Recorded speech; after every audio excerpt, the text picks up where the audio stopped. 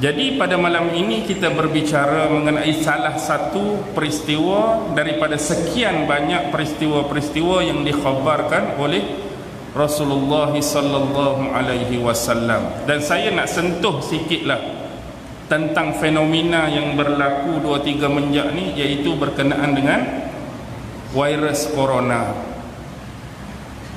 Virus corona ni secara umum yang saya nak sebut, tak kiralah dari sumber mana dia datang. Maksud dia dari sumber mana, sama ada dia secara alami, maksud alami itu betul-betul ujian ataupun musibah daripada Allah, ataupun dia ni hasil tangan kerja-kerja jahat manusia ke. Sebagai contoh, mungkin dia ni salah satu kan kita panggil sebagai biological war ke. Maksudnya dia sengaja direka untuk disebarkan ke tempat-tempat atau negara tertentu, nak bagi manusia ni menderita ke, nak bagi manusia mati ke, nak depopulation manusia, mengurangkan populasi manusia. Biar tu, dia alami ke, dia hak buat ke, biar. Yang jadi isu sekarang ialah bila virus ini makin merebak, setakat ini untuk kita cari tempat-tempat yang makin berkurang tu payah kan. Contoh kita kata sebelum ni kena 200, sembuh dah 100, tinggal 100, payah nak cari jumlah yang demikian. Hak kita akan selalu baca makin bertambah. Sama ada yang bertambah mereka yang dihidapi, mereka yang bertambah sama ada kes kematian atau kes makin teruk, itu yang bertambah. Jadi saya bukan orang yang terbaik untuk menasihatkan tuan-tuan dan puan-puan, hanya sekadar perkongsian. Bila benda ni berlaku, perkara yang paling utama ialah tentang apa-apa isu, kita ambil perkara pertama ialah ambil berita yang paling tepat dan paling sahih. Siapa sumber dia, siapa sumber kalau kita nak ambil yang paling tepat. Contoh kalau kita kata, berapa jumlah rakyat Malaysia yang dah mengidap coronavirus, nak ambil kat mana? KKM, tanyalah KKM, orang dalam KKM. Berapakah jumlah kematian akibat daripada virus ni? Tanyalah KKM. Bagaimana cara-cara kita nak, kita apa, sekurang-kurang nak membendung atau mengatasi atau mengurangkan atau filter tubuh kita, ahli keluarga kita, masyarakat daripada virus ni terus merebak? Tanya KKM. Jadi kalau kita nak mengambil pendekatan lain selain daripada apa yang disarankan oleh KKM, contoh biasanya saranan KKM pakai mask, pakai topeng, pakai hand sanitizer, selalu membersihkan diri, mengelakkan tempat-tempat ramai, tempat-tempat awam, tempat-tempat perjumpaan, mengelakkan diri keluar majlis-majlis tertentu. Tapi kita juga boleh untuk menggunakan bentuk-bentuk herba alami. Yang ni kita punya sendirilah. Maksudnya ada setengah orang kata rebuh ayak bawang putih, contoh ni, bukan kata betul, contoh. Misal abang kata, bolehlah kita try rebuh bawang putih, minum ayak dia. Kalau rasa tuan-tuan yakin dengan cara tersebut, go on. Ataupun ambil kemuncup, ambil lalang, ni contoh. Kan ada satu persembahan sepatu kan, ini kan contoh, Jeb kata kan, ingat tak? Contoh, kalau kata herba tu boleh kita kata untuk mengurangkan daya serangan tu, makan buah ni, makan kurma ke makan apa, tuan-tuan buatlah sebagai usaha ataupun ikhtiar kedua, di samping apa yang disarankan oleh KKM dari sudut yang pertama tadi. Dan yang paling penting, kita sentiasa ingat apa? Ingat apa tuan-tuan? Virus tetap virus, dia datang tetap datang. Tetapi yang lebih besar dan berkuasa daripada virus dan segala makhluk siapa? Allah. Dan jangan sesekali guna ayat-ayat macam ni, saya minta. Aku tak kisah pergi mana pun, aku bukan takut virus ni, dia nak kena atau tak kena, sebab aku lebih takutkan Allah. Ada tak orang buat ayat-ayat lagu tu? Ada kan? Betul. Kalau tanya sesiapa pun, anda takut virus ke takut Allah? Anda takut virus ke takut Allah? Kita semua takut Allah. Bukan isu kita tak keluar tu kerana takut virus. Tetapi kalau betul-betul kena virus, kalau hang seorang tak apa. Kalau hang nak kata lagu tu, aku tak takut, aku pi mana-mana pun nak jangkit lah, nak kena lah, nak mati lah. Kalau hang seorang tak selibat dengan orang lain, tak ada masalah. Tapi bila kena hang balik rumah, kena siapa? Kena anak bini, terlibat dengan orang lain, payah selalu.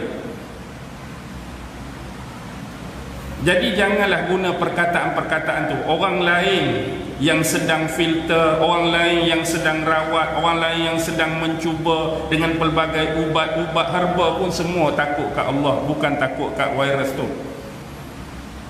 Kita ada adab dan kita ada disiplin dan aturan sebagaimana yang disebut dalam hadis Nabi. Kan Nabi ada sebut dalam hadis, bila wabak tu berlaku di suatu tempat, apa kita perlu buat? Kalaulah kita duduk dalam satu-satu tempat, satu-satu daerah, wabak tu terkena di daerah tu, jangan keluar. Takut menular wabak tu. Takut menular wabak tu. Dan wabak tu perlu dicegah. Maksudnya dengan sedaya upaya, dengan semampu mungkin. Hak lebihnya dalam keadaan kita berupaya nak cegah, nak halang, kena juga, tu tak ada arah lah kita kata.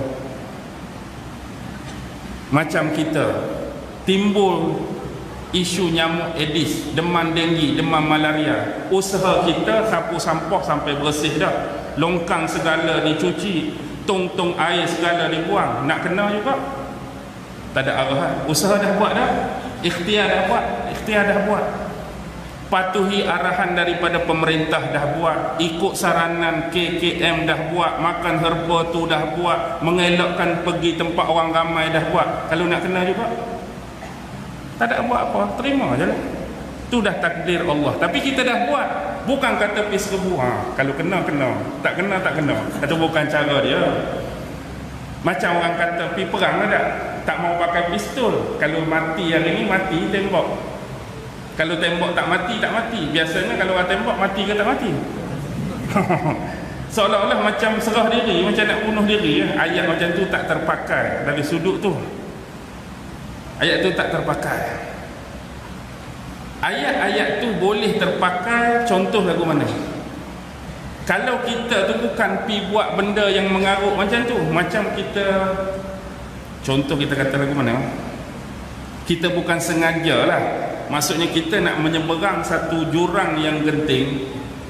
Aku ni tak ada cara lain dah, macam mana pun kena jemerang. Kalau tak jatuh, alhamdulillah. Kalau jatuh pun, kalau kita kata masa tu, kalau nasib tak baik, mati. Kalau tak mati pun tak apa. Tu tak apalah. Hak ni memang tak jemerang guna tu, terjun terus. Kalau mati, kalau tak mati, tak mati. Masa tu hak tu tak payah guna lah, hak terjun terus tu. Maksudnya jemerang dulu. Kalau nak jatuh, kalau mati, nak buat mana? Kalau tak mati, tak mati. Tapi kita ikhtiar dah dulu. Ni tak guna hak tu, terjun terus. Kalau mati, tak mati. Macam kita hak pergi perang tadi, topi besi dah pakai, ni dah pakai, segala dah pakai ni masuk. Peperangan ni kalau syahid, tak syahid pun alhamdulillah. Tapi kalau memang dedah buka, pistol pun tinggal. Kalau dia tembak mati, tak mati. Ada perbezaan tu tuan-tuan. Hak yang pertama tadi bukan ikhtiar, yang kedua tu ikhtiar. Yang pertama tu seolah-olah serah diri. Kita yang cari penyakit. Betul, kita faham ketentuan di tangan Allah. Tapi itulah sekadar perkongsian yang saya boleh buat tentang isu penyakit berjangkit yang nama dia COVID-19. Sama ada, ingat poin tadi, sama ada dia alami ataupun dia ni dibuat oleh manusia, hak tu kita terimalah. Dia dah datang dah, dia dah mari dah. Yang penting jaga diri masing-masing. Yang nombor 3 tadi saya nak sebut, jangan tinggal dan lupa pergantungan kita kepada Allah. Kalau dah mari ujian, mari musibah, jangan berhenti. Ya Allah, lindungi kami. Ya Allah, jaga kami. Ya Allah, pertahankan kami. Ya Allah, selamatkan kami. Kita minta selalu. Mudah-mudahan Allah Subhanahu wa taala menjaga kita semua daripada sebarang bentuk kecelakaan, musibah, terutama perkara-perkara yang berkaitan dengan penyakit dan wabak-wabak seperti ini. Memang keadaan sekarang amat genting, kita kata tegang. Genting macam mana pun, tegang macam mana pun, Allah kita letak di depan. Dialah pemutus segala. Minta, jangan pernah berhenti berharap. Kerana sememangnya setiap hamba dia ada Tuhan, dan dia meminta pun dengan Tuhan yang memiliki segala-galanya, yang berkuasa ke atas segala-galanya. Dan saya harap saya boleh berhenti aku, letih dah saya pun. InsyaAllah lah, harapan saya semoga takdir Allah dapat mempertemukan saya dengan tuan-tuan di lain waktu dan di lain siaran, insyaAllah. Assalamualaikum warahmatullahi wabarakatuh. Alhamdulillah, alhamdulillah, alhamdulillah, alhamdulillahi rabbil alamin, wa bihi nasta'in ala umuri dunya waddin, wassalatu wassalamu ala ashrafil anbiya'i wal mursalin wa ala سبحانك لا علم لنا إلا ما علمتنا إنك أنت العليم الحكيم. قال رب اشرح لي صدري ويسر لي أمري واحلل عقدة من لساني يفقه قولي. اللهم يسر ولا تعسر. اللهم صل على سيدنا محمد وعلى آله وصحبه وسلم. ولا حول ولا قوة إلا بالله العلي العظيم. أما بعد. الحمد لله, syukur kehadirat Allah Subhanahu wa taala kerana limpah kasih sayang dan inayah daripada Allah Subhanahu wa taala. Alhamdulillah, pada malam ini kita sama-sama dapat dipertemukan oleh Allah Subhanahu wa taala, dan mudah-mudahan pertemuan pada malam ini senantiasa beroleh rahmat dan barakah, petunjuk dan hidayah dari sisinya, insya-Allah. Terima kasih kepada pengurusi majlis, seterusnya pengurusi masjid dan ahli-ahli jawatan kuasa daripada yang teratas sampai kepada yang paling bawah, dan terima kasih kepada mereka yang terlibat dalam menjayakan majlis ataupun program pada malam ini. Mudah-mudahan Allah Subhanahu wa taala juga yang dapat membalas segala jasa dan kerja ibadah anda dengan seikhlas-ikhlasnya, mudah-mudahan. Tuan-tuan, puan-puan, hadirin hadirat, muslimin muslimat yang dirahmati sekalian, berbalik kepada tajuk yang diberi pada malam ini, iaitu merujuk peristiwa akhir zaman. Bila kita melihat kepada tajuk, ada dua frasa yang paling penting. Satu merujuk kepada peristiwa, dan yang kedua merujuk kepada akhir zaman. Peristiwa bermaksud sesuatu kejadian atau fenomena yang dilalui oleh manusia, yang boleh juga diartikan sebagai sejarah atau sesuatu yang telah, sedang dan bakal berlaku.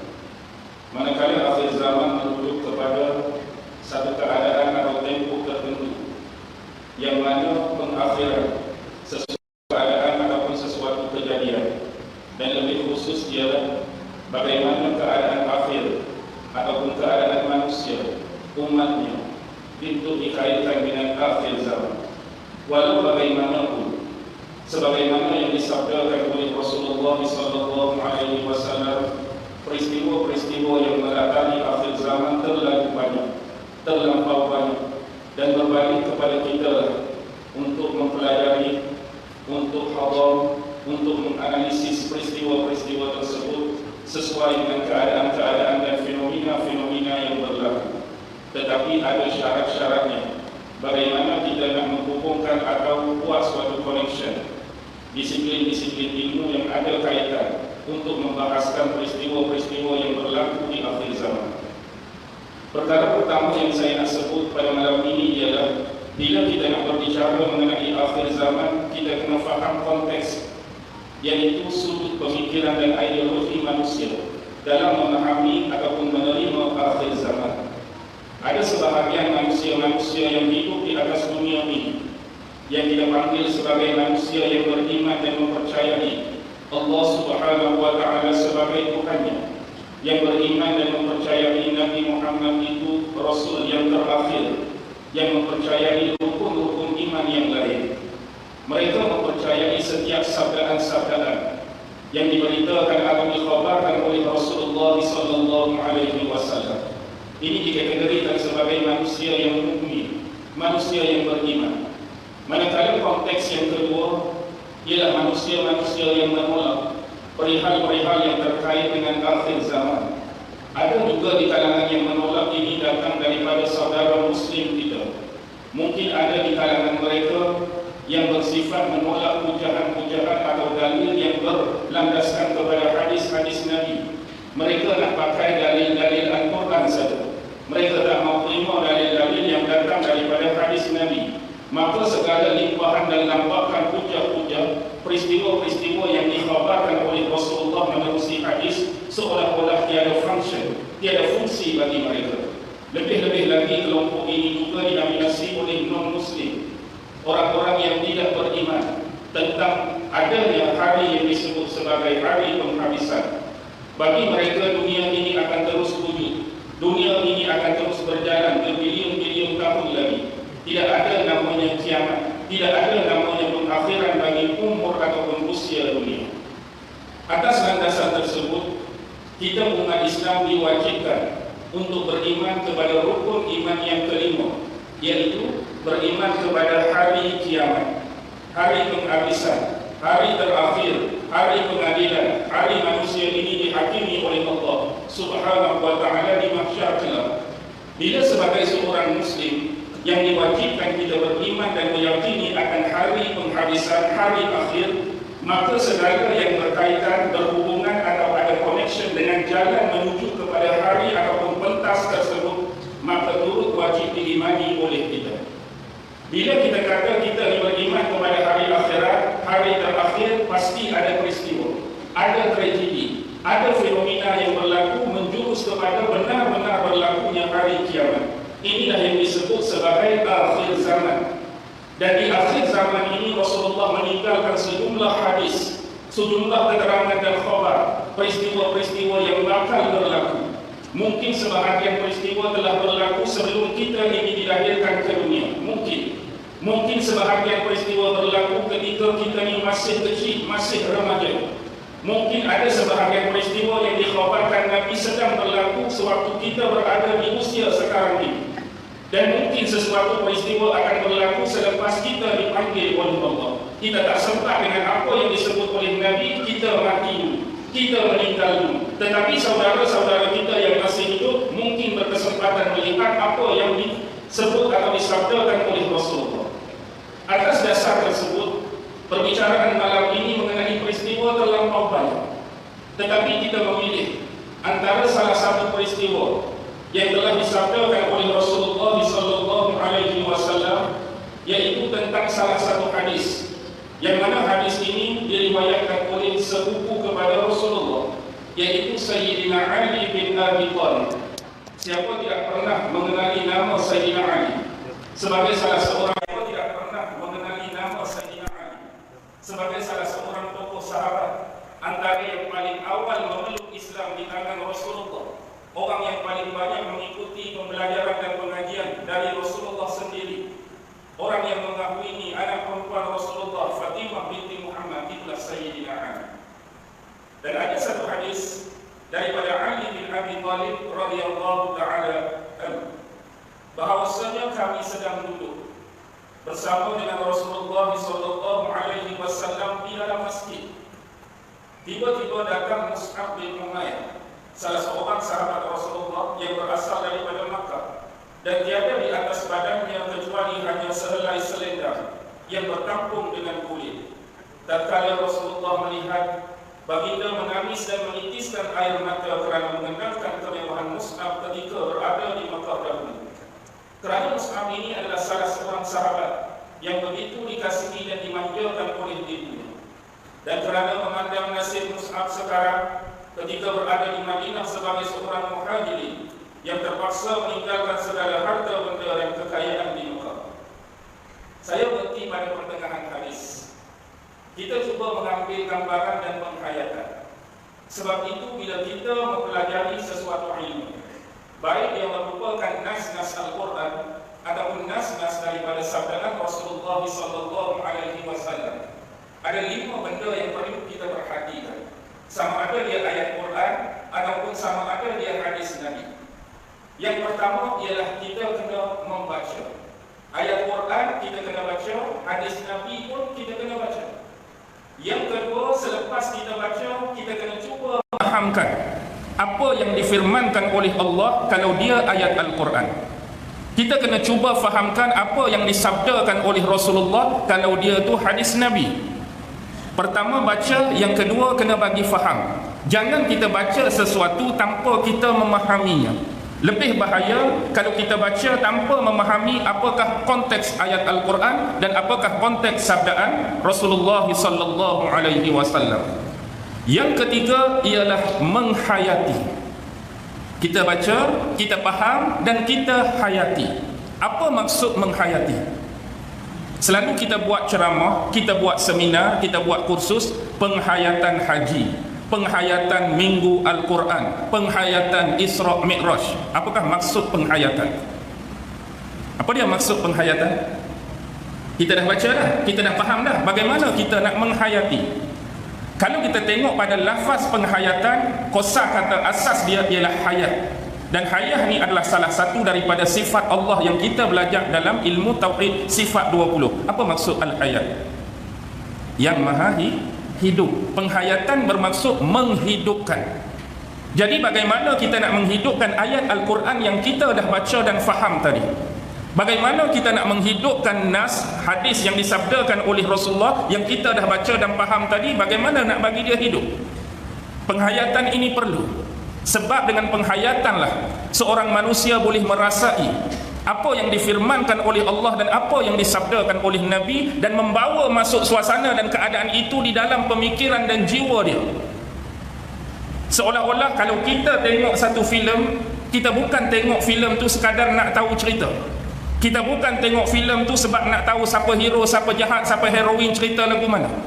Tetapi lebih jauh penghayatan yang sampai macam selalunya makcik-makcik tengok filem Korea, makcik-makcik tengok filem Hindustan, time sedih sampai tahap menangis.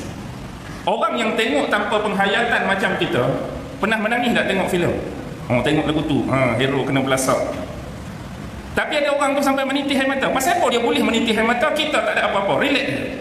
Sebab dia menghayati kesedihan yang ditanggung oleh watak yang dimainkan oleh heroin tu. Oh, sedihnya, kesian dia kena cerai kat suami dia. Dia rasa sungguh peristiwa pengalaman dicerai dalam jiwa dia sampai dia boleh menangis. Kita cerai mampu pergi ceritalah bagi kita. Itulah bagaimana kita nak berinteraksi, bertaamul, muamalah dengan Quran. Sebab tu ada sesetengah manusia, bila kita bacakan kisah-kisah Rasulullah, kisah-kisah peperangan, contohnya perang Uhud, bagaimana baginda terluka, baginda terjatuh di dalam lubang, baginda patah gigi serinya, ada orang yang mampu menangis. Why? Sebab dia menghayati apa yang dirasai dan dilalui oleh Rasulullah, seolah-olah dia hidup dalam peristiwa dan fenomena Uhud tadi. Tapi bagi orang yang nak tahu dan faham semata-mata tanpa penghayatan, dia dengar dan dia faham. Tapi orang yang boleh rasa kesakitan dan kepedihan yang dialami oleh Rasul, dia menangis, dia sedih. Inilah penghayatan. Selepas penghayatan, kita kena beramal. Amal apa yang kita belajar, kita faham dan kita hayati tadi. Dan yang terakhir, kalau kita ada kemampuan, sebarkanlah ilmu yang kita pelajari dan ambil daripada guru-guru kita. Baik, kembali kepada persoalan tadi, saya nak bawa penghayatan tadi. Disebutkan dalam hadis ini, kami sedang duduk bersama Rasulullah di dalam masjid. Cuba tuan-tuan bayangkan suatu ketika Sayyidina Ali menyebut, satu ketika kami sedang duduk bersama Rasulullah di dalam masjid. Dalam masjid ada Rasulullah, ada Sayyidina Ali dan ada sahabat-sahabat Nabi yang lain sedang duduk-duduk. Lalu apa yang berlaku? Tiba-tiba datang Mus'ab bin Umair. Masuklah salah seorang sahabat Nabi yang nama beliau Mus'ab bin Umair. Ya, dia sahabat, tapi bagaimana keadaan dia bila berdepan dengan Rasulullah dan sahabat lain?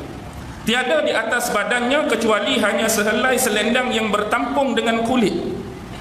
Keadaan dia tu penting untuk kita hayati. Dia datang hanya selendang yang bertampung dengan kulit. Maksudnya pakaian yang dipakai oleh Mus'ab amat-amatlah sederhana, dan mungkin boleh kita katakan sebagai pakaian seorang fakir lagi miskin. Pakaian yang bercompang-camping, bertampal-tampal dengan kulit. Bila Rasulullah dan sahabat lain tengok Mus'ab datang dalam keadaan demikian, baginda menangis dan menitiskan air mata. Dalam syarah hadis menyebut 3 keadaan sahabat bila tengok Mus'ab, tuan-tuan. Ada sahabat yang tak sanggup tengok Mus'ab yang mereka kenal dulu amat jauh, berbeza dengan Mus'ab yang sedang masuk dalam masjid. Ini bukan Mus'ab yang kami kenal dulu, amat-amat berbeza. Sehingga kategori pertama sahabat kerana tak sanggup tengok Mus'ab yang mereka kenal dulu, sekarang duduk depan mereka, mereka pejamkan mata. Mereka pejam mata, tak sanggup nak tengok Mus'ab. Kategori sahabat yang kedua, mereka tak pejam mata, tetapi mereka tundukkan pandangan dan wajah mereka ke bawah, tak sanggup tengok Mus'ab.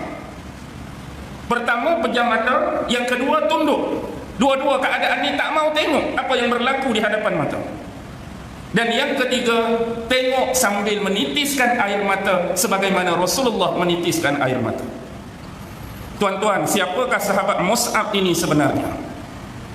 Mus'ab dahulu adalah salah seorang lelaki yang saya kira apa yang Allah anugerahkan pada Mus'ab ini, kalau tanyakan kepada tuan-tuan, semua apa yang ada pada Mus'ab, itulah semua orang lelaki berkehendak.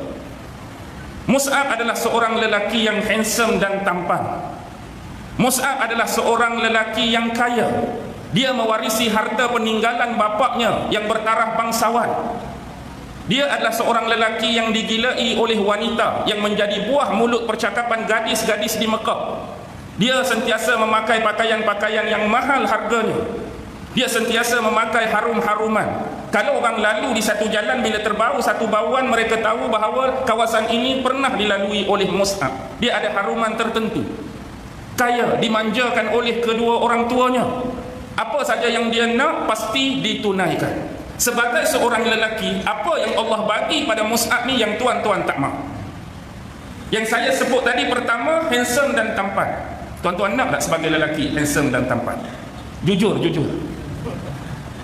Kalau tanya saya, memang saya sebagai lelaki normal, kalau dia tu normal, ustaz nak ke kalau kami adjust, kami make up wajah ustaz jadi tampan dan menarik? Ya, saya nak.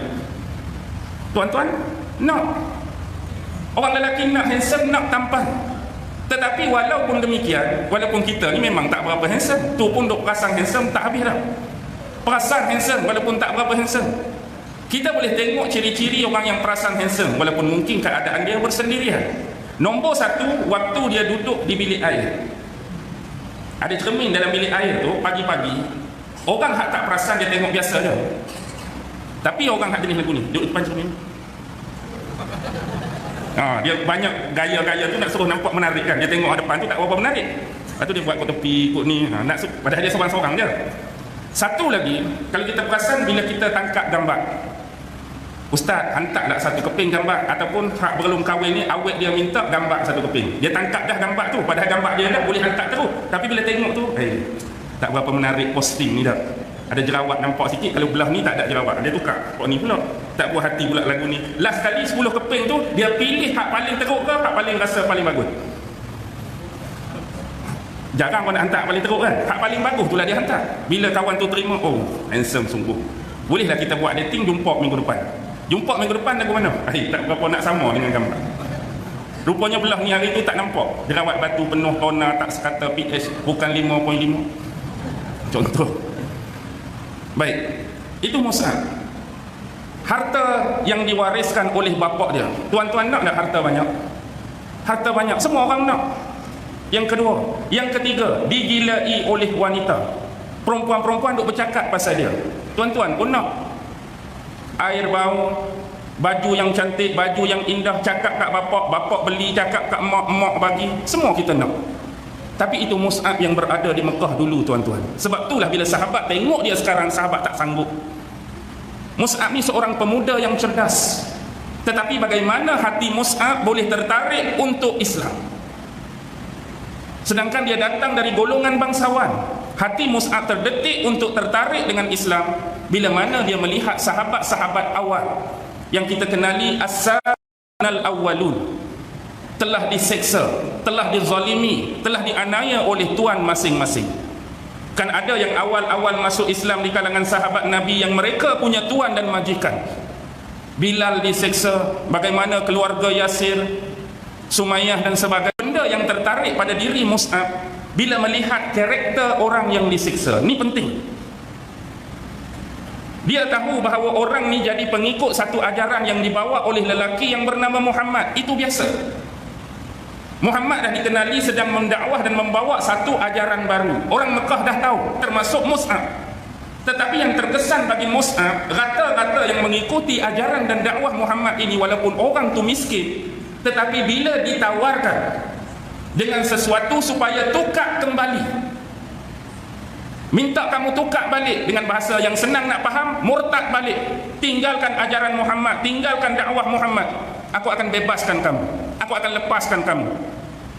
Tapi mereka tetap tidak berganjak.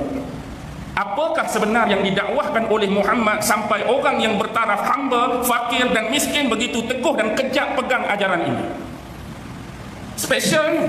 Muhammad dah cerita apa kat mereka? Muhammad dah tanam apa dalam hati mereka? Muhammad dah bagi apa kat jiwa mereka? Sampai orang yang tahap rendah macam ni, low class level pada masa tu, sanggup untuk bertahan. Jadi sampai akhirnya, dengan bantuan seorang sahabat Nabi, secara diam-diam dia mengunjungi tempat yang selalu Rasulullah berdakwah, kawasan yang agak terpencil di atas Bukit Safa. Itulah kediaman Al-Arqam bin Abi Al-Arqam, salah seorang sahabat Nabi. Lalu dia pergi dengar. Masuk dia saja dalam rumah tu, dia duduk mendengar Rasulullah melantunkan bacaan ayat-ayat Quran. Hati dia terkesan, hati dia terasa. Sebab dia orang yang cerdas, dia orang cerdik, dia faham apa yang dibacakan oleh Nabi. Sehingga bila Rasulullah selesai urusan dakwah, bila dia berhadapan dengan Nabi Muhammad, badan dia menggeletar. Satu perasaan yang tak mampu nak diungkapkan, antara bercampur teruja kegembiraan. Lalu Rasulullah letakkan tangan baginda yang mulia di dada Mus'ab. Lalu Mus'ab merasakan inilah saat dan waktu ketenangan yang tak pernah dia hadapi seumur hidup. Rasulullah menenangkan Mus'ab. Tapi sahabat-sahabat lain mula membimbangi keselamatan Mus'ab. Kenapa? Sebab dalam dunia ni tiada sesuatu pun yang ditakuti oleh Mus'ab kecuali hanya seorang. Siapa dia? Ibu dia, Khunnas binti Malik. Seorang perempuan yang teguh dan tetap pendirian, tiada kompromi. A kata dia adalah A, Z kata dia adalah Z. Sebab tu Mus'ab pernah menyebut, kalaulah sekiranya sekumpulan manusia yang ramai daripada penduduk Mekah datang menyerang aku dan mereka mencampurkan bilangan mereka dengan berhala-berhala yang mereka sembah, campur pula dengan debu-debu dan pasir di bumi Mekah sehingga membentuk satu pasukan yang kuat, datang nak serang aku, ini aku anggap perkara yang enteng dan mudah. Tengok apa kata Mus'ab. Kalau mari satu gerombolan penduduk Mekah ramai nak serang dia, campur dengan berhala-berhala yang banyak tu, nak serang dia campur dengan pasir-pasir yang ada, ramai nak kebak. Mari nak serang dia, mudah, enteng. Tapi kalau dengan mak aku, ni pusing. Ni yang risau ni. Sebab mak dia jenis keras dan antara orang yang kuat menentang dakwah Nabi. Atas dasar tersebut dia bertemu dengan Rasulullah dan sahabat lain secara sembunyi-sembunyi. Harapan dia agar benda ni tidak dapat dikesan dan diketahui oleh ibu dia. Bila lama berlangsung, akhirnya begitulah rahsia di bumi Mekah ni pasti akan terbongkar. Satu hari ada seorang lelaki, nama dia Uthman bin Talha. Dua kali dia terserempak dengan Mus'ab. Pertama kali dia nampak Mus'ab dengan seorang sahabat Nabi masuk dalam rumah Al-Arqam bin Abi Al-Arqam. Pelik ni. Ni anak Khunnas binti Malik ni tiba-tiba dengan sahabat Muhammad masuk rumah Al-Arqam. Dia biarkan dulu. Selang tempoh yang lain, kali kedua dia nampak Mus'ab sedang bersolat. Tak boleh jadi ni, kena bagi tahu dekat mak dia. Lalu Uthman bin Talha mengabarkan berita tu setelah ada jaminan berita ni confirm pasti. Bila saja khabar dekat mak dia Khunnas, lagu mana mak dia? Meletup dah orang tua tu. Jadi apa yang berlaku, dia tak bagi anak dia keluar selepas peristiwa tersebut. Lalu dia panggil pembesar-pembesar Quraisy yang lain. Kerana hubungan dia dengan pembesar Quraisy amat rapat. Kerana apa? Kerana salah satu rumah sebagai tempat pertemuan pembesar-pembesar Quraisy adalah rumah dia. Tempat meraihkan tetamu-tetamu yang datang daripada luar pun rumah dia. Jadi panggil orang-orang tua ni semata-mata nak suruh pujuk, nak suruh take over balik akidah dan kepercayaan yang Muhammad bagi tahu kat anak dia ni. Kamu sebagai orang-orang tua ni ada pengalaman, ni anak aku ada masalah sikit, terpengaruh dengan ajaran Muhammad. Jadi tolonglah bagi nasihat sikit kat dia. Jadi orang-orang tua ni bagi nasihat lah. Jangan dengar cakap Muhammad, tinggalkan ajaran Muhammad, jangan pi lagi tempat Muhammad, jangan berkawan dengan sahabat-sahabat Muhammad, macam-macam. Tapi tak jalan. Lalu dengan beraninya dia membacakan ayat-ayat Al-Quran depan mak dia dengan pakcik-pakcik tadi. Dengan berani dan yakin. Mak dia nak marah ni sampai hayun tangan. Nak tampak dia. Tapi nasib baik sempat berhenti, tak jadi tampak muka anak dia. Sebab dia anak tunggal satu-satunya. Nak marah. Lalu mak dia pujuk dia. Dan mak dia bagi satu bentuk ugutan. Apa dia? Wahai Mus'ab, sekiranya kamu tak menukar akidah dan ajaran yang diajar oleh Muhammad kembali seperti biasa, nescaya harta-harta yang diwariskan oleh bapakmu kepada kamu akan jadi milik mak. Tak jadi dah milik kamu, semua akan bertukar jadi hak milik kepada ibu dia. Mus'ab kata tak apalah, kalau mak nak semua harta tu ambillah, jangan sampai Muhammad hilang dalam kehidupan saya. Tegas. Mak dia ulang lagi dengan ugutan kali kedua. Last kali dia pun tension dah kot. Dia pergi dekat mak dia, dia bisikkan sesuatu di telinga ibunya. Apa dia? Wahai ibuku, andainya ibu dikurniakan 1000 nyawa. Maksudnya kalau mak mati, hidup balik. Mati, hidup balik. Mati, hidup balik. Suruh saya tukar agama dan akidah ni, sesekali saya tidak akan pernah menukarnya. Mak dia tak boleh nak buat apa. Last kali heret dia pergi satu bilik kecil, dia dikurung dalam bilik tu, tak boleh keluar. Ada pengawal yang khusus untuk jaga. Dia hanya boleh keluar dua keadaan. Satu ketika time nak makan, yang kedua time dia nak menguruskan diri. Maksudnya nak kencing dengan nak berak, bolehlah buka kunci, orang iring, pergi selesai, masuk, kunci balik. Tiba-tiba dalam keadaan dia duduk tu, ada kod sahabat-sahabat dia yang menyampaikan berita bahawa pada masa tu Rasulullah telah mengarahkan sahabat-sahabat yang dizalimi, terseksa ini supaya berhijrah buat kali pertama ke bumi Habsyah. Tuan-tuan pun tahu sejarah mengapa Rasulullah minta sebahagian sahabat yang dizalimi ini berhijrah ke Habsyah, cari perlindungan di bawah naungan Raja An-Najasyi. Jadi bila dia dengar macam mana helah dia buat, dia terik dia punya penjaga tu sampai dia terlepas. Dia boleh terlepas dan dia bersekali dengan sahabat-sahabat yang nak berhijrah tu. Jadi pilah dia ke bumi Habsyah, duduk di sana. Dan bila dia kembali semula, itulah keadaan yang Rasulullah dan sahabat lain tengok Mus'ab. Amat-amat menyedihkan. Memanglah Rasulullah menangis, memanglah sahabat menangis, sebab Mus'ab hak mereka kenal dulu ni, hak duduk depan ni tak sama langsung. Jadi itulah nak abang bercerita tentang Mus'ab lebih kurang. Dan dia adalah wira medan Uhud. Umur dia tak panjang. Umur dia tak panjang. Dia terkorban, mati syahid waktu perang Uhud.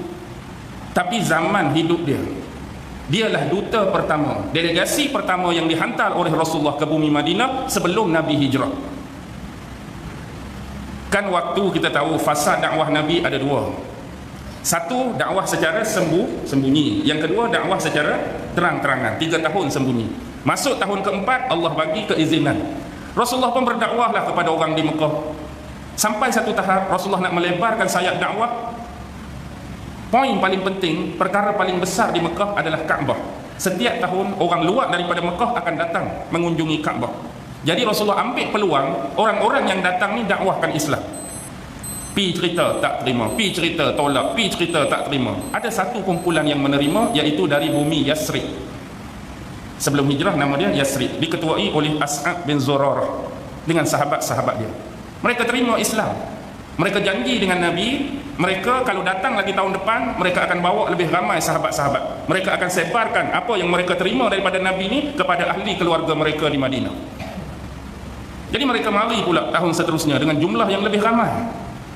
Tapi bila mereka nak pulang, mereka kata, wahai Rasulullah, lambat pula kami nak temui kamu.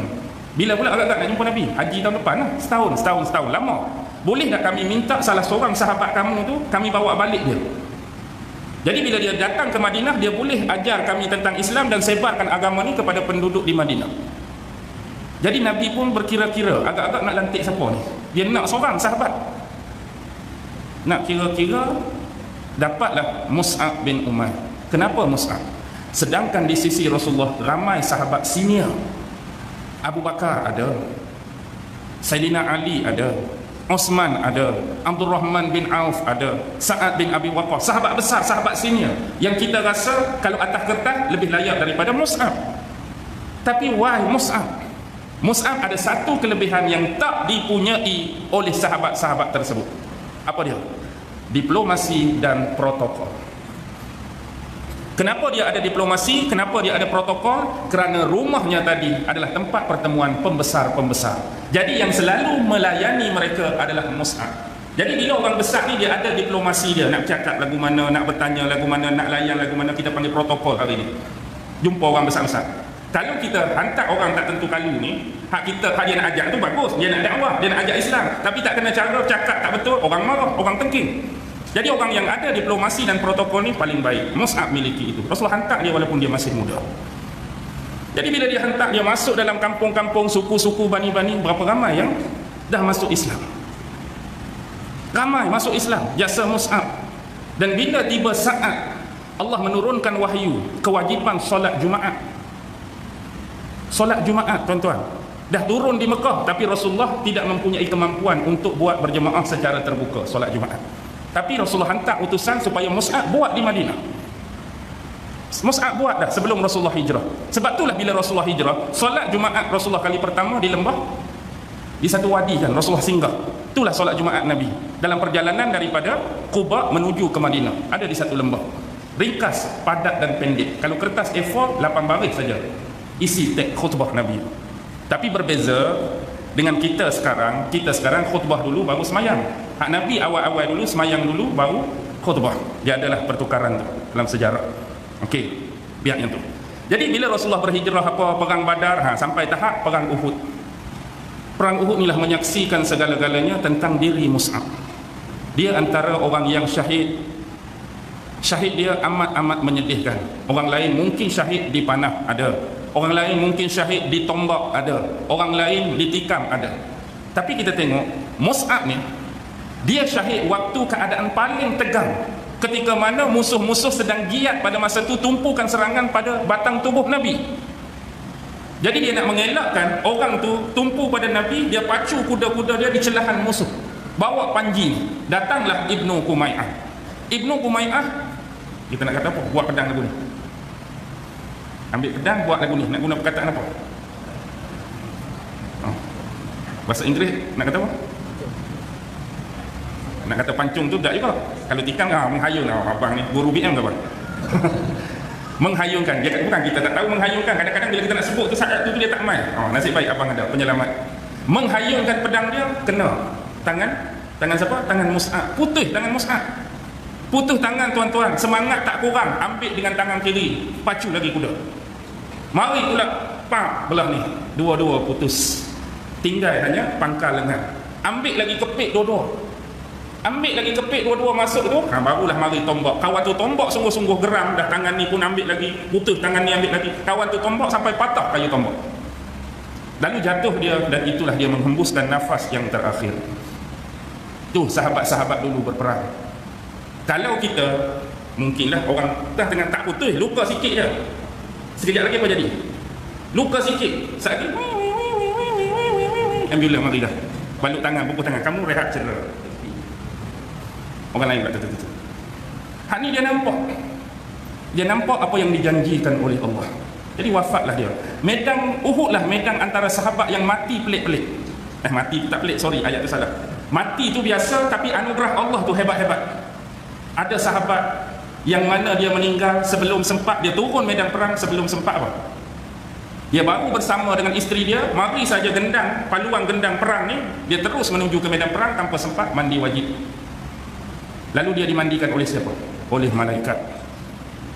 Ada sahabat yang mati di satu tempat, sahabat tengok, confirm dah dia mati. Kalau kita kata di tepi ni, tiba-tiba pergi cari, dia duduk di satu bukit yang mana tubuh dia ni basah, seolah-olah baru dia dimandikan. Baru saat-saat dimandikan jenazah. Banyak peristiwa-peristiwa hebat yang berlaku kepada sahabat. Mus'ab salah satunya yang Rasulullah sedih bila Rasulullah tengok mayat dia dengan sehelai burdah. Rasulullah tutup muka dia, pendeknya burdah tu nampak kaki. Rasulullah suruh sahabat tutup kaki, nampak muka. Last sekali tutup muka, Rasulullah minta sahabat cari rumput izkir. Rumput ni hanya ada di padang pasir. Tutup kaki dia, Rasulullah menangis. Dahulu Rasulullah kata, rambut ini sentiasa disisir dan disikat dengan rapi. Tubuh ini sentiasa memakai pakaian yang halus dan lembut. Tapi hari ini dia meninggal dalam keadaan rambut yang kusut masai dan sehelai burdah yang sederhana. Menangis Rasulullah. Bila Rasulullah balik mayat dia, Rasulullah tersenyum. Lalu sahabat tanya, kenapa kamu tersenyum wahai Rasulullah? Kerana aku melihat para bidadari berlari-lari untuk mendapatkan Mus'ab bin Umair. Tuh sahabat, siapa dia sebenarnya? Ya, dia sahabat Nabi. Dia adalah juga sepupu sabit Nabi dan boleh juga dikatakan sebagai biras Nabi.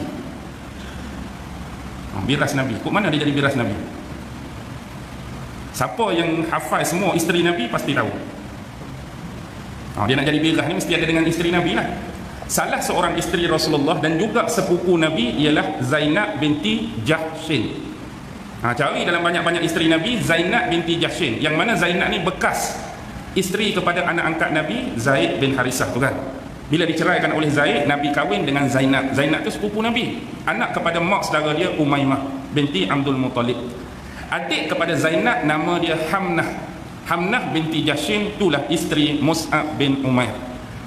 Isteri Mus'ab tu adik kepada Zainab. Jadi Rasulullah dengan Zainab sepupu, Rasulullah dengan Hamnah pun sepupu. Jadi bila kawan ni kahwin dengan Hamnah, sepupu sabit boleh lah, sebab sepupu sabit satu saya sebut tadi. Satu lagi adik ipar, bukan adik ipar, biras betul ada.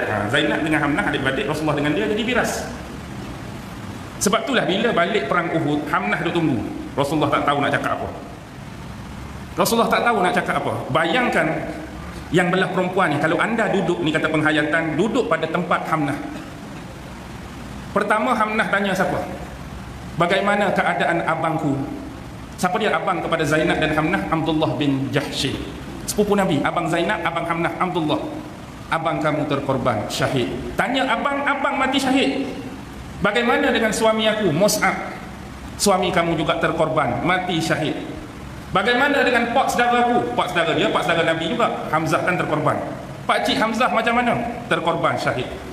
Tuan-tuan boleh tak letakkan jiwa dan hati kita pada kedudukan Hamnah masa tu? Tanya abang kandung, mati. Suami, mati. Pak saudara, mati.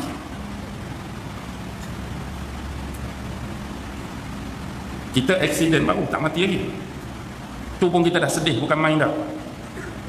Abang aksiden tak mati, aksiden sedih dah kita. Ni bukan seorang, tanya seorang mati, tanya seorang mati, tanya seorang mati. Rasulullah tak sanggup nak bersemuka dengan Hamnah, nak habaq benda ni. Tapi itulah hakikat yang dilalui oleh sahabat dan sahabiah dalam medan Uhud. 70 orang terkorbankan tuan-tuan. Besar jumlah 70 orang ni.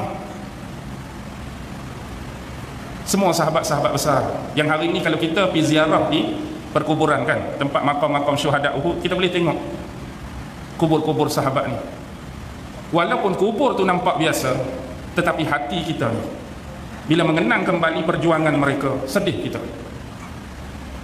Baik, itulah pengakhiran hidup Mus'ab. Ni baru nak masuk hadis. Boleh tak? Okey. Baik, Rasulullah sebut apa kepada sahabat bila tengok Mus'ab tadi? Kemudian Nabi SAW bersabda, bagaimanakah keadaan kamu? Selesai dah isu Mus'ab tu. Nabi tanya, bagaimanakah keadaan kamu pada suatu saat nanti? Nabi tanya siapa ni? Tanya sahabat. Agak-agak bagaimana keadaan kamu bila tiba saat-saat seperti ini? Nanti kamu pergi di waktu pagi dalam keadaan kamu berpakaian dengan satu pakaian, dan di waktu petang kamu berpakaian dengan pakaian yang lain pula. Rasulullah gambarkan satu suasana yang bakar berlaku. Bagaimana keadaan kamu sekiranya satu masa kamu keluar pada waktu pagi dengan satu pakaian, bila waktu petang, waktu lain pula kamu keluar tu dengan pakaian yang lain. Bukan pakaian hak pagi tadi. Kalau pakai pagi bukan pakaian hak petang tadi. Itu yang pertama. Yang kedua, dan bila diangkatkan satu hidangan, diletakkan pula satu hidangan yang lain. Kita dah diletakkan satu hidangan, baru nak makan, mari lauk lain pula. Tak ada nak makan, lauk lain pula. Seolah-olah ada 2-3 jenis lauk atas meja makan kita. Itu yang kedua Nabi habaq. Yang ketiga, dan kamu menutupi, yakni menghias rumah kamu seperti mana kamu memasang kelambu Kaabah. Kamu hias rumah kamu sebagaimana kamu memasang kelambu Kaabah. Nak bagi hias Kaabah, nak bagi cantik Kaabah, begitulah kamu pada masa akan datang menghias kediaman dan rumah kamu cantik-cantik, indah-indah. Baik, 3 benda Rasulullah sebut tuan-tuan, untuk kita sama-sama fikirkan berkenaan dengan akhir zaman. Pertama, Rasulullah sebut tentang pakaian. Yang kedua tentang makanan. Yang ketiga tentang tempat tinggal. Sebenarnya inilah 3 yang menjadi keperluan asas dan utama bagi setiap manusia. Kita hidup di bumi manapun, ni 3 benda paling penting dalam hidup manusia: pakaian, makanan, tempat tinggal. Tak ada salah satu tak sempurna hidup sebagai manusia. Sebagai contoh, kalaulah kita ni dapat makan banyak hari-hari, makan banyak hari-hari, KFC kita boleh makan, McDonald kita boleh makan, Pizza Hut kita boleh makan, nasi kandak boleh makan, nasi kerabu boleh makan, mari Terengganu nasi dagang, kepuk lekok, losong, pok dim. Baru kenal pok dim. Ada pok dim kat sini? Okey, boleh makan. Lepas tu rumah kita besar, makan mewah, rumah besar, satu je selek, baju seluar tak ada. Nak keluar rumah, bertelanjang pula. Makan mewah dah, duduk dalam rumah, rumah besar dah, aircon penuh. Tapi nak keluar, baju tak ada, seluar tak ada. Sempurna tak hidup? Tak boleh. Tak ada pakaian, tak boleh. Pakaian mesti ada. Cuba kita tukar pula. Pakaian mewah, baju kot kita ada, kemeja kita ada, t-shirt kita ada, seluar track ada, seluar sled ada, seluar jeans ada, rumah besar, tapi makanan tak ada. Rumah aku besar, bergaya bukan main hebat, tapi nak makan tak boleh. Lapak hari-hari, dahaga hari-hari. Sempurna dah hidup? Tak sempurna tuan-tuan. Satu lagi kita tukar. Pakaian hebat-hebat, makan hebat-hebat, rumah tak ada. Hang nampak je bergaya, kereta besar, rupanya tidur dalam kereta. Contoh kan, nak buat lagu mana kena tidur dalam kereta, rumah tak ada. Di sinilah almari belakang tu ada sangkut baju dari tu yang boleh bergaya tu, tidur pun situ lah. Pasal apa? Rumah tak ada. Tak sewa tak ada juga. Tak sempurna tuan-tuan hidup. Inilah yang disebutkan oleh Rasulullah. Kenapa kita perlukan makanan? Untuk meneruskan kelangsungan hidup. Kenapa kita perlukan pakaian? Untuk menutup tubuh badan dan aurat kita. Kenapa kita perlukan rumah tinggal? Untuk kita bebas bergerak, tukar pakaian dan merehatkan tubuh kita setelah penat bekerja. Itu yang paling asas. Hak lain tu kalau Allah bagi rezeki lebih, Allah bagi anugerah lebih, ikut tuan-tuan dah nak top up apa. Baik. Sekarang ni, pertama kita tengok Rasulullah habaq pagi baju lain, petang baju lain. Betul tak apa yang Nabi sebut? Betul tak? Betul tuan-tuan. Bahkan lebih daripada apa yang Nabi sebut. Inilah anugerah. Kita kata Allah bagi kita rezeki dan nikmat melimpah penuh dengan kemewahan. Kita ambil satu contoh mudah. Bagi orang yang ada jawatan dalam kerajaan, sekurang-kurang dia keluar bekerja pada pagi siap dengan suit masing-masing. Hak jenis bomba pakai lagu mana? Pakai baju bomba. Hak polis pakai baju polis. Hak cikgu pakai baju gaya seorang cikgu. Hak berniaga, orang berniaga. Businessman, businessman. Orang SPRM, SPRM, LHDN, LHDN, semua ada suit masing-masing mengikut jawatan yang dijawat. Apatah lagi orang hak tak kerja dengan kerajaan. Maksudnya kita sebagai peniaga ikan ke, peniaga keropok ke, peniaga pasar malam ke, kita keluar pun mesti berpakaian. Pagi pakaian lain. Bila balik daripada kerja tadi, kita pakai apa? Contoh balik kerja, duduk relax sat, marilah pukul 3, pukul 4. Isteri pun kata, bang, dalam peti ais ikan habis, ayam habis, lauk tak ada apa. Jom kita pergi Giant, kita pergi Tesco, kita pergi ujung tu Mesra Mall. Tahu kenal Mesra Mall? Okey lah. Agak-agak bila isteri ajak pergi Tesco, pakai baju bomba tadi tak? Abang tu abang bomba. Tak pakai baju bomba dia. Maksudnya dia pakai casual biasa. Mungkin nak pergi Tesco, baju t-shirt, seluar sled ke, seluar track ke, ikut dia lah. Maksudnya pakaian lain lah. Pergi lah dia. Beli-beli ikan apa, cukup balik. Duduk lepas semayang asar tu pukul 5, pukul 6, Din pula lalu. Din pula duduk jogging. Lama tak jogging, jom join aku. Jogging. Jogging tu agak-agak tukar baju bomba balik tak? Orang ajak pergi jogging, tak lah. Pakai baju hak gaya orang jogging lah. Seluar track, kasut sport apa, keluar jogging. Lepas tu sampai jogging tu memang kata, malam ni ada kuliah ni.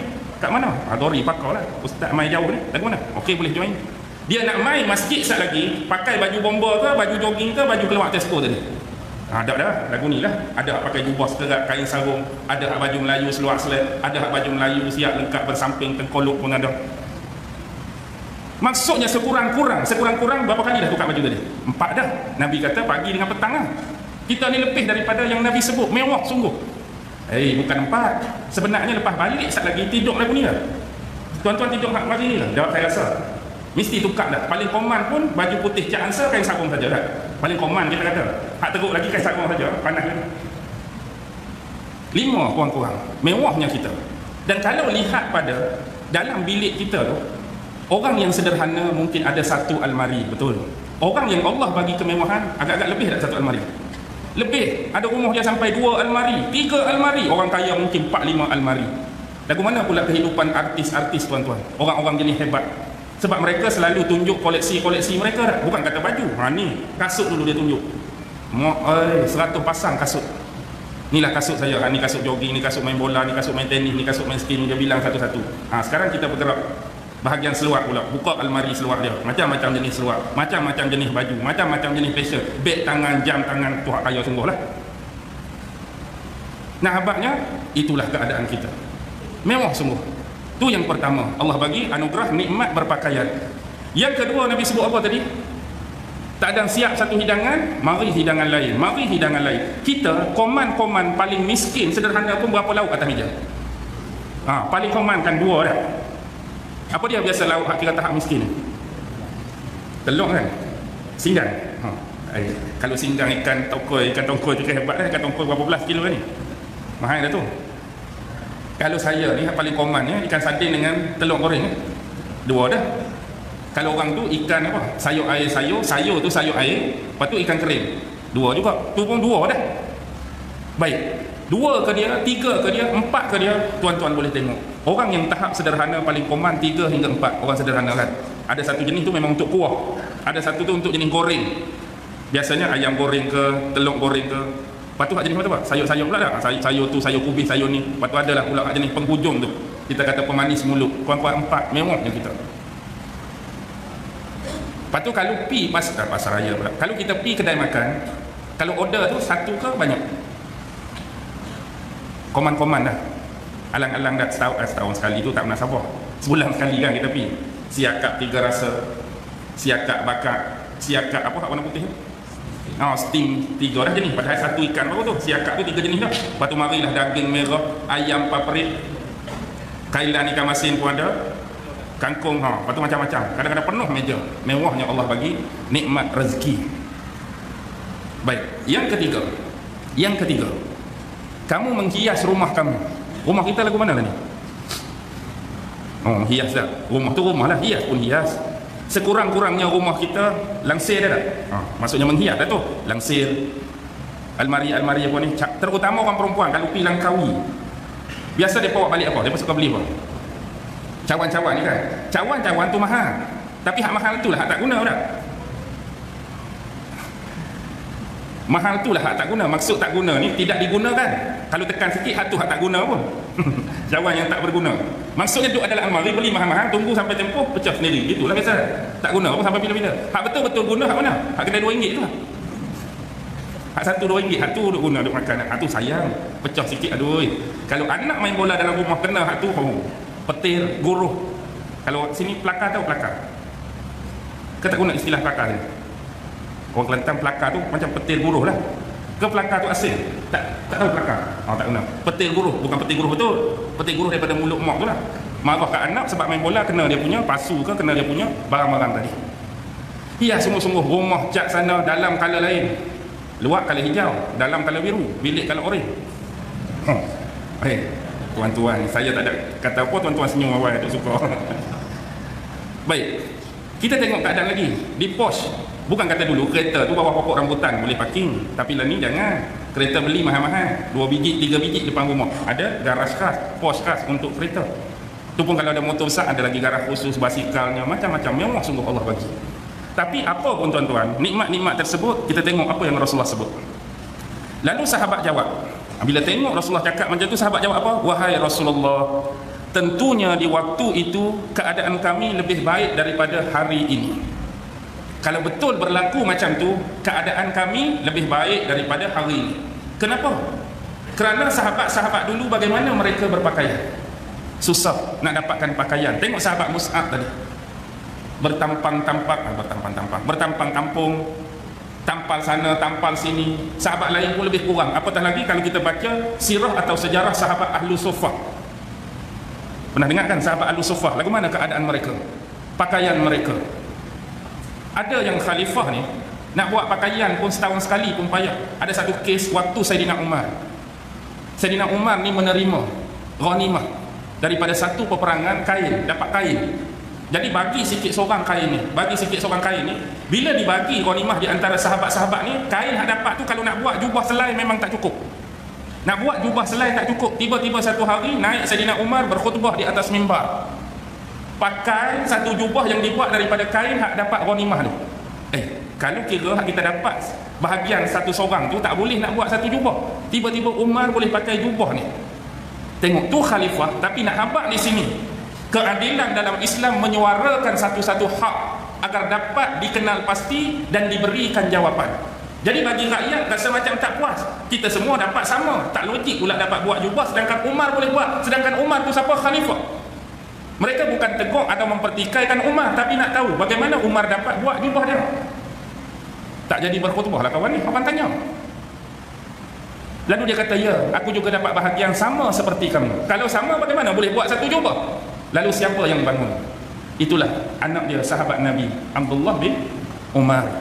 Abdullah bin Umar berkata, bahagian yang menjadi milik aku hadiahkan kepada bapakku. Jadi bila dia dapat daripada aku, campur dengan hak dia, bolehlah buat jubah. Tapi lagu mana pun nakkan jawapan. Kita hari ni boleh tak nak tanya dulu? Hang ambil mana duit ni?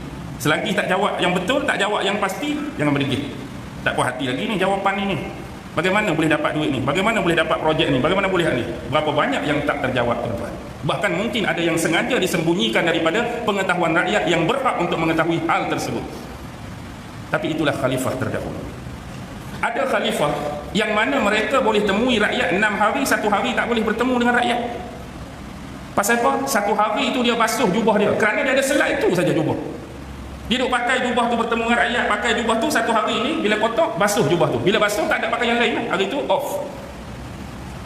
Jadi orang duk tanya, pasal apa hari ni khalifah selalu off ni? Pasal apa? Rupa-rupanya tu saja jubah yang dimiliki oleh khalifah.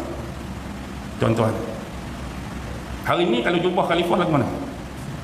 Kita tengoklah mahalnya dah, banyak jenisnya. Orang tu hadiah kain, orang ni bagi kedai kain, tak ada nak beli lagi. Berapa kain ni? Tak apa, khalifah ambil lah 10 elok, tak ada nak tanya harga lagi. Baik, kalau bab makanan, bagaimana kita melihat konteks sahabat-sahabat dan Rasulullah makan? Pernah tak tengok satu peristiwa? Salah soalan tu, pernah tak tengok? Memang kita tak pernah tengok. Pernah tak dengar peristiwa Aisyah menangis? Bila mana Aisyah menunggang tak ada, nak kata apa, sahabat ajak majlis walimatul urus, mengundang, nak cakap mengundang tapi menunggang, mengundang Aisyah majlis walimatul urus dia. Jadi makanlah sejenis roti tu. Kebetulan roti tu pula sedap dan lembut. Jadi menangis Aisyah. Jadi sahabat tanya, pasal apa menangis? Dia kata, sepanjang aku hidup dengan Rasulullah, kami berdua tak pernah makan roti selembut ini. Jadi di majlis walimah tu makan roti sedap lagi, lepas tu rasa dia lembut. Menangis Aisyah bila sahabat tanya, pasal apa? Waktu hidup dengan Rasulullah dulu, kami tak pernah lagi merasa dan makan roti selembut ini. Maksudnya kita boleh bayangkan bagaimana makanan yang dimakan oleh Rasulullah. Bab perhiasan rumah, waktu kita boleh agaklah rumah tangga Rasulullah macam mana kan? Jauh daripada kemewahan, jak rumah jauh sekali dah. Kenderaan Rasulullah adalah unta, adalah beberapa ekor ternakan-ternakan yang dimiliki oleh Rasulullah. Kita tengok gambaran dengan Aisyah. Bila Rasulullah tanya, ada makanan tak? Kalau Aisyah kata tak ada, Rasulullah jawab apa? Berpuasa. Kalau Aisyah kata ada, hanya separuh buah kurma. Buah kurma sebiji, belah dua, separuh tu kongsi dengan Rasulullah. Tu je ada, makan tu je lah. Kita ni kalau buka puasa, bukan kata separuh daripada hak sebiji. Sekotak tu separuh kita bantai. Sekotak tu berapa kan? Sekotak tu sekilo ke sekotak? Setengah kilo. Maksudnya kalau separuh 1/4 kilo. Zoom makan tak berhenti. Nama pula sedap-sedap tak? Mariami lah, Apa lagi nama? Ajwa pula, macam-macam lah nama tu. Tapi nak sebut tuan dia kena berbisik. Yusuf Tayyub. Tak boleh sebut kuat. Okey, boleh faham Okey, sekarang ni kita tengok, itulah keadaan dia. Maksudnya bila Rasulullah dengan sahabat hidup lagu tu, dan Rasulullah cerita baju bertukar pagi petang, makanan mari satu, rumah cantik hias, tentulah sahabat kata keadaan tu lebih baik. Kita pun akan kata lebih baik.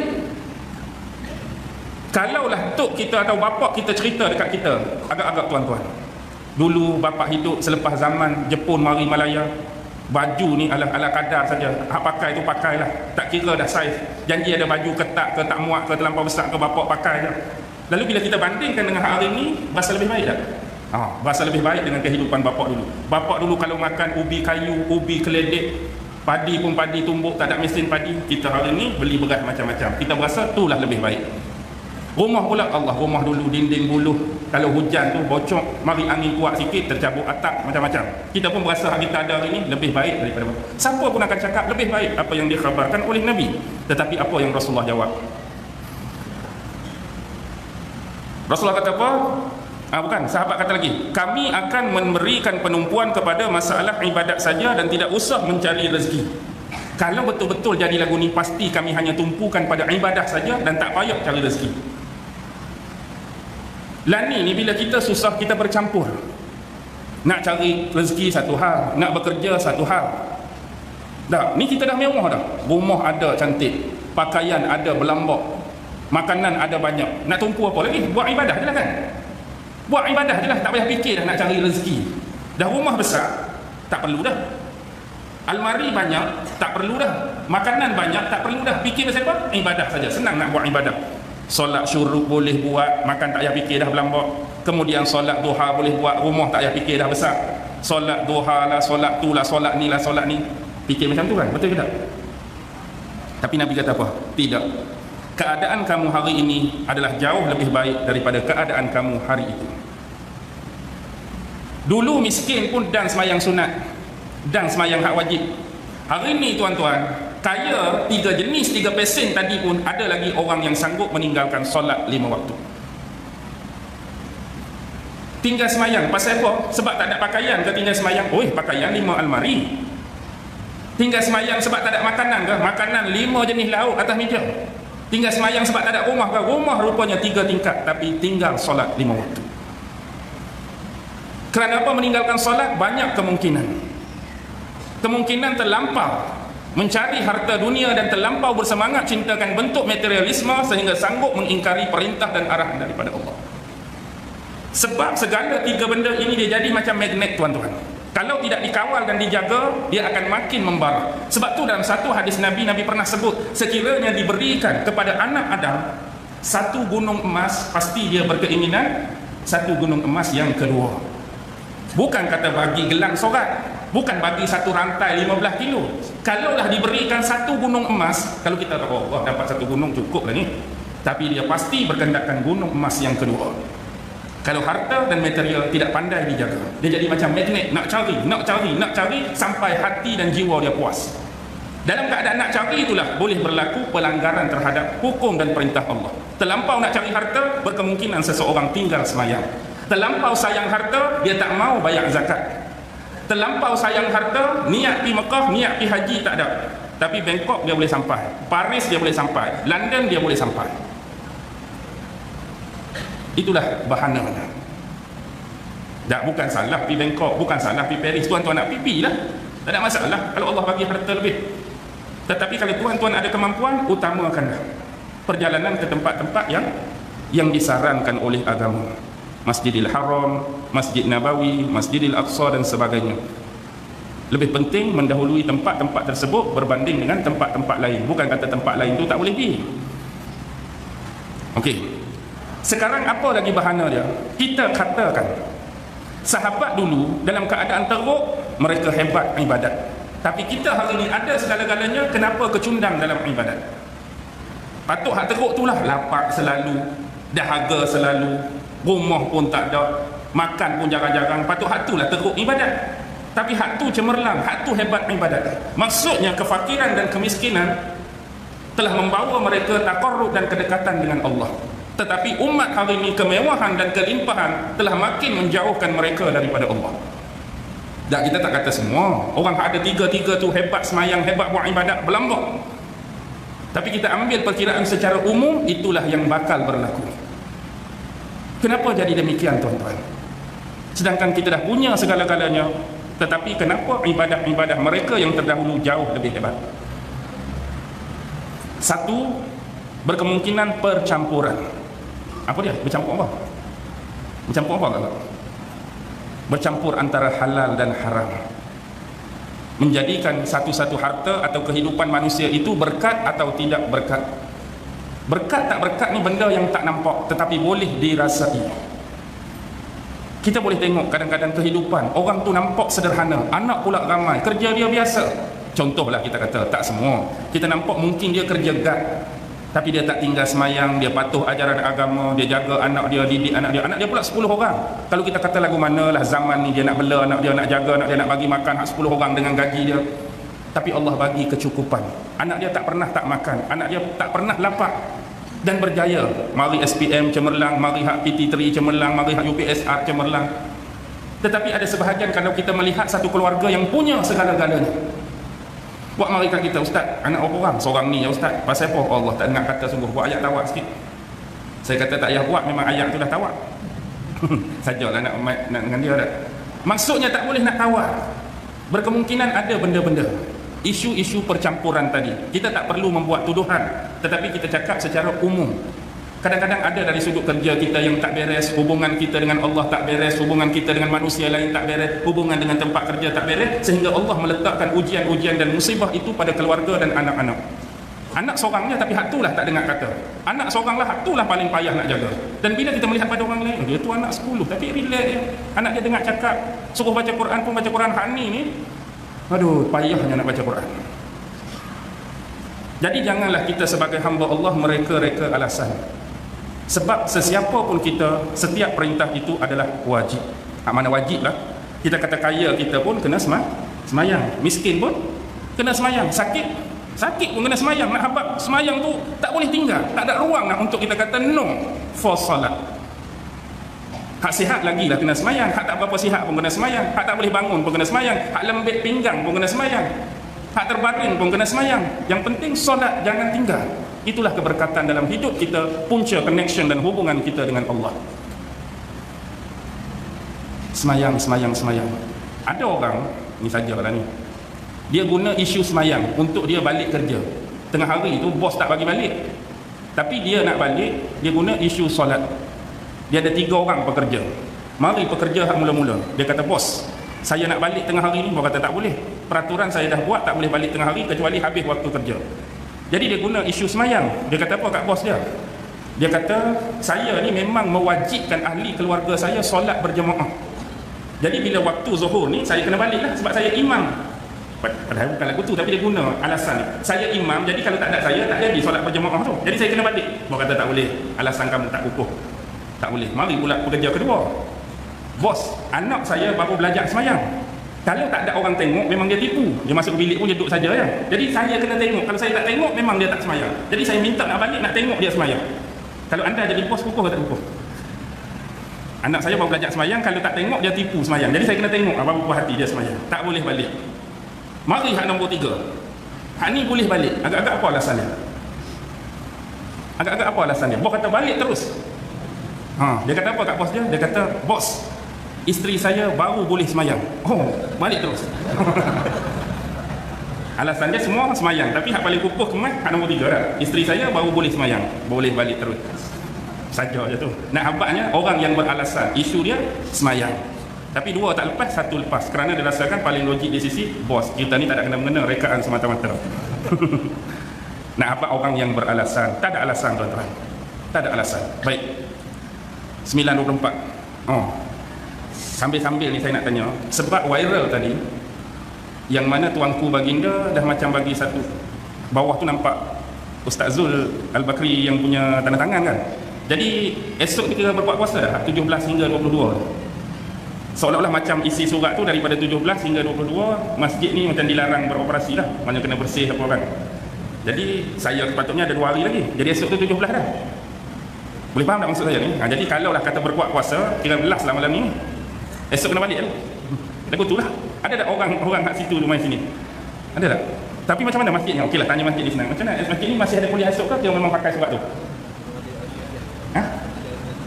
Maksudnya ikut yang surat tu lah? Bukan, maksudnya boleh lagi main esok? Okey, lawan lah. Tak apalah, lagu tu kita kena tanya lah belah sana, takut dia pakai kan macam mana. Sebab kalau kira tu tarikh 17 hingga 22 lah. Jadi kalau ikut surat tu dia sebut apa 17 tu? Dia suruh bersih-bersihkan masjid lah. Solat berjemaah macam mana? Boleh dihadiri lagi ke tak? Ke diminta jangan boleh lagi sambil-sambil bersih lah. Okey, tak apalah lagu tu. Okey, baik. Itulah pesanan daripada Rasulullah. Keadaan kita hari ini, maksudnya pada zaman Nabi itu Nabi sebut lebih baik daripada apa yang akan berlaku. Jadi pada malam ini kita berbicara mengenai salah satu peristiwa daripada sekian banyak peristiwa-peristiwa yang dikhabarkan oleh Rasulullah sallallahu alaihi wasallam. Dan saya nak sentuh sikitlah tentang fenomena yang berlaku 2-3 menjak ni, iaitu berkenaan dengan virus corona.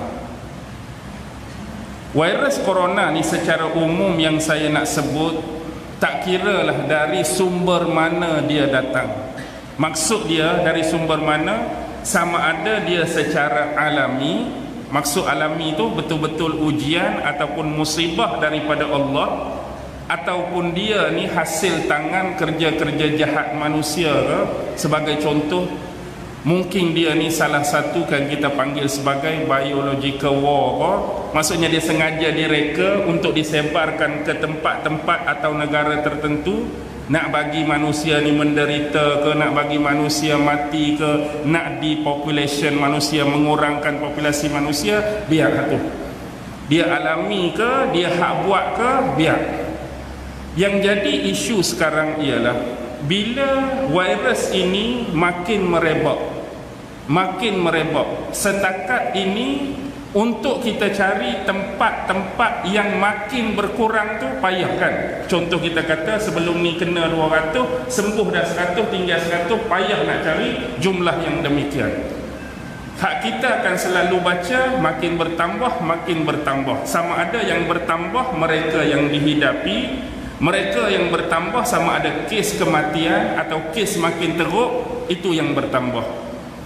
Jadi saya bukan orang yang terbaik untuk menasihatkan tuan-tuan dan puan-puan. Hanya sekadar perkongsian. Bila benda ni berlaku, perkara yang paling utama ialah tentang apa-apa isu, kita ambil perkara pertama ialah ambil berita yang paling tepat dan paling sahih. Siapa sumber dia, siapa sumber kalau kita nak ambil yang paling tepat. Contoh kalau kita kata, berapa jumlah rakyat Malaysia yang dah mengidap coronavirus, nak ambil kat mana? KKM, tanyalah KKM, orang dalam KKM, berapakah jumlah kematian akibat daripada virus ni? Tanyalah KKM. Bagaimana cara-cara kita sekurang-kurang nak membendung atau mengatasi atau mengurangkan atau filter tubuh kita, ahli keluarga kita, masyarakat daripada virus ni terus merebak? Tanya KKM.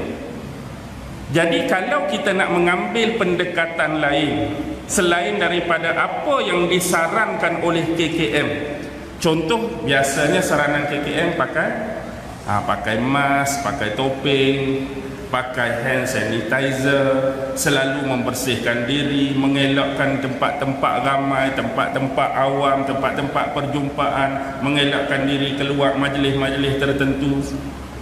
Tapi kita juga boleh untuk menggunakan bentuk-bentuk herba alami.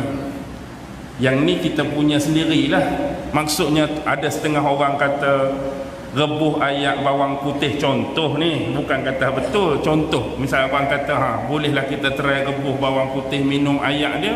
Kalau rasa tuan-tuan yakin dengan cara tersebut, go on.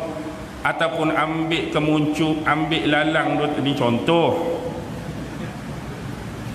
Kan ada satu persembahan sepah tu kan, ini kan contoh, Jack kata kan, ingat tak?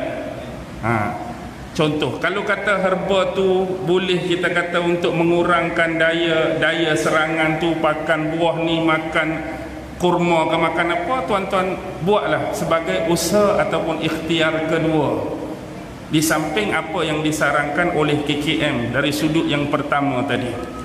Dan yang paling penting, kita sentiasa ingat apa? Ingat apa tuan-tuan? Virus tetap virus, dia datang tetap datang.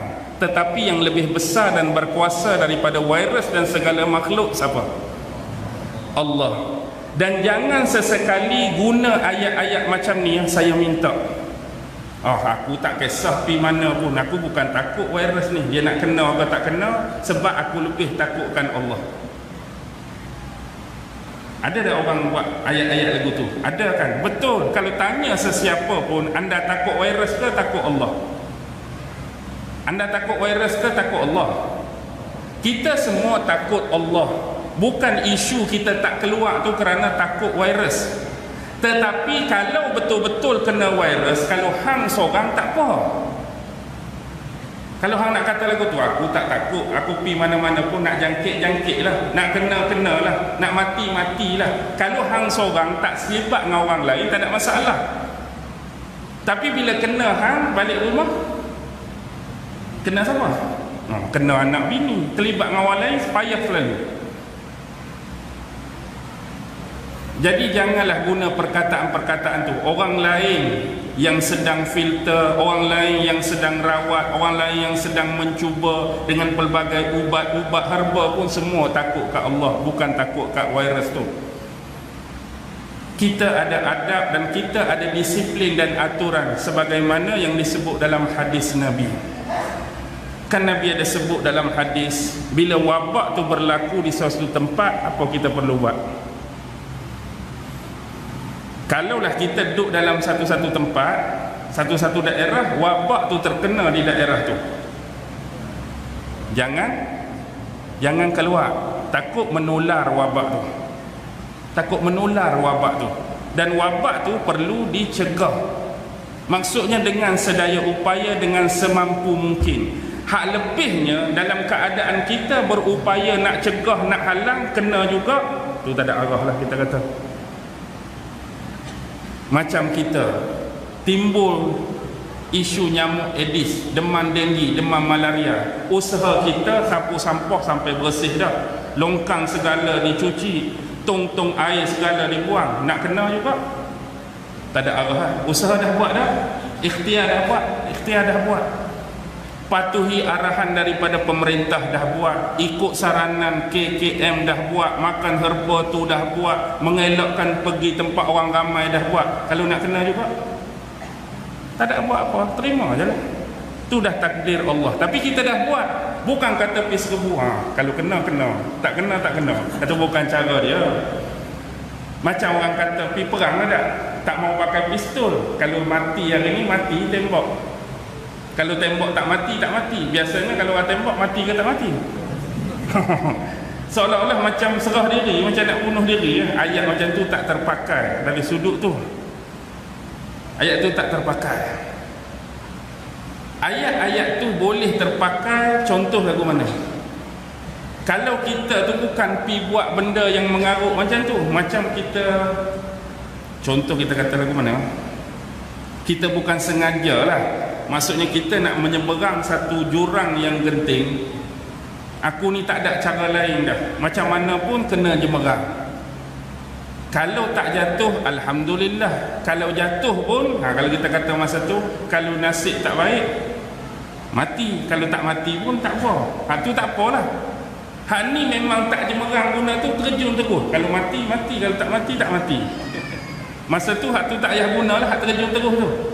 Maksudnya jemerang dulu. Kalau nak jatuh, kalau mati, mati. Nak buat mana? Kalau tak mati, tak mati. Tapi kita ikhtiar dah dulu. Ni tak guna hak tu, terjun terus. Kalau mati, mati. Tak mati, tak mati. Macam kita hak pergi perang tadi, topi besi dah pakai, ni dah pakai, segala dah pakai, ni masuk. Peperangan ni kalau syahid, tak syahid pun alhamdulillah. Tapi kalau memang dedah buka, pistol pun tinggal. Kalau dia tembak mati, tak mati. Ada perbezaan tu tuan-tuan. Hak yang pertama tadi bukan ikhtiar, yang kedua tu ikhtiar. Yang pertama tu seolah-olah serah diri. Kita yang cari penyakit. Betul, kita faham ketentuan di tangan Allah. Tapi itulah sekadar perkongsian yang saya boleh buat tentang isu penyakit berjangkit yang nama dia COVID-19. Sama ada, ingat poin tadi, sama ada dia alami ataupun dia ni dibuat oleh manusia, hak tu kita terimalah. Dia dah datang dah, dia dah mari dah. Yang penting jaga diri masing-masing. Yang nombor 3 tadi saya nak sebut, jangan tinggal dan lupa pergantungan kita kepada Allah. Kalau dah mari ujian, mari musibah, jangan berhenti. Ya Allah, lindungi kami. Ya Allah, jaga kami. Ya Allah, pertahankan kami. Ya Allah, selamatkan kami. Kita minta selalu. Mudah-mudahan Allah Subhanahu wa taala menjaga kita semua daripada sebarang bentuk kecelakaan, musibah, terutama perkara-perkara yang berkaitan dengan penyakit dan wabak-wabak seperti ini. Memang keadaan sekarang amat genting, kita kata tegang. Genting macam mana pun, tegang macam mana pun, Allah kita letak di depan. Dialah pemutus segala. Minta, jangan pernah berhenti berharap. Kerana sememangnya setiap hamba dia ada Tuhan, dan dia meminta pun dengan Tuhan yang memiliki segala-galanya, yang berkuasa ke atas segala-galanya. Dan saya harap saya boleh berhenti aku, letih dah saya pun. InsyaAllah lah, harapan saya semoga takdir Allah dapat mempertemukan saya dengan tuan-tuan di lain waktu dan di lain siaran, insyaAllah. Tak pernah lupa. Ni paka ke kertih? Paka belah tu kertih. Ke paka tu duduk dalam kertih. Paka kertih. Oh, satu daerah yang berbeza lah. Lepas ni Kemaman. Lepas tu masuk Terengganu Cerating pula. Oh. Terengganu pula dah. Pahang. Cerating Pahang. Okey. Yang baik datang daripada Allah, yang lemah dan kurang datang dari diri saya sendiri. Wabillahi taufiq wal hidayah. Wassalamualaikum warahmatullahi taala wabarakatuh. A'udzu billahi minasy syaithanir rajim. Bismillahirrahmanirrahim. Allahumma innaka ta'lam anna hadhihi al-qulub qad ijtama'at ala mahabbatik والتقت على طاعتك وتوحدت على دعوتك وتعاهدت على نصرة شريعتك فوثق اللهم رابطتها وأدم ودها واهدها سبلها واملأها بنورك الذي لا يخبو واشرح صدورها بفيض الإيمان بك وجميل التوكل عليك وأحيها بمعرفتك وأمتها على الشهادة في سبيلك إنك نعم المولى ونعم النصير وصلى الله على سيدنا محمد وعلى آله وصحبه وسلم سبحان ربك رب العزة عما يصفون وسلام على المرسلين والحمد لله رب العالمين.